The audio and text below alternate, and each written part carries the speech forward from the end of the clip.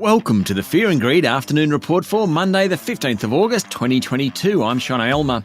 Every afternoon, we've got the 5 stories that happened today that you need to know about. And today, it's all about earnings season. Let's jump into it. Story number 1, the S&P ASX 200 finished the day up 0.5% to 7,064 points. The real estate investment trusts led the way, as did consumer discretionary stocks, telcos and tech companies. Among the large caps, industrial property giant Goodman Group and gaming machine maker Aristocrat Leisure both jumped 2%, while James Hardie and WiseTech Global were up 2.6%. QBE Insurance was worst among the large caps at least, down 1.4%. Story number 2, a couple of big companies reported today. JB Hi-Fi reported an 8% jump in net profit, in large part thanks to a big rise in online sales. Boss Terry Smart warned that the outlook isn't as promising though, thanks to shaky consumer confidence. And BlueScope reported a 135% jump in full-year profit and has boosted its share buyback.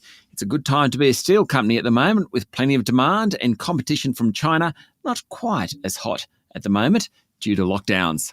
Story number 3, Nearmap has received a takeover bid from software investment firm Thoma Bravo, sending the aerial imaging group's share price up 25% today.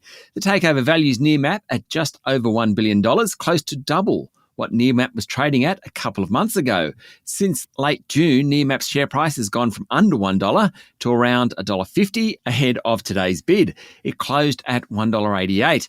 The offer was received on July 6 and the board of the company has granted due diligence access to Thoma Bravo starting today. Story number 4. We're coming into peak earnings season and there are plenty of results around today. Diversified property group GPT reported a drop in net profit and a lower dividend. With the property groups, investors like to take out the market movements and focus on earnings from operations. In GPT's case, the measure rose 8% and its share price ended up more than 5%. Charter Hall Social Infrastructure REIT, another big property play, announced a big jump in statutory profit and an 8% rise in operating earnings. Its share price rose 0.3%. Bendigo and Adelaide Bank reported a 7% fall in net profit for the full year and a flat dividend. In banking, investors like to see what's happening to net interest margins. Basically, that's the difference between what a bank pays on deposits and receives on loans. In Bendigo's case, net interest margins fell 11 basis points, and that helped send the share price down more than 8%. The good news is that there's little impairment in credit quality. Another big one today was oil and gas group Beach Energy. It said net profit jumped 58% and underlying earnings were up 17%. That came despite lower production, but of course was a result of soaring demand and higher prices. The energy group's production outlook was sharply lower, and that sent its share price down 11%.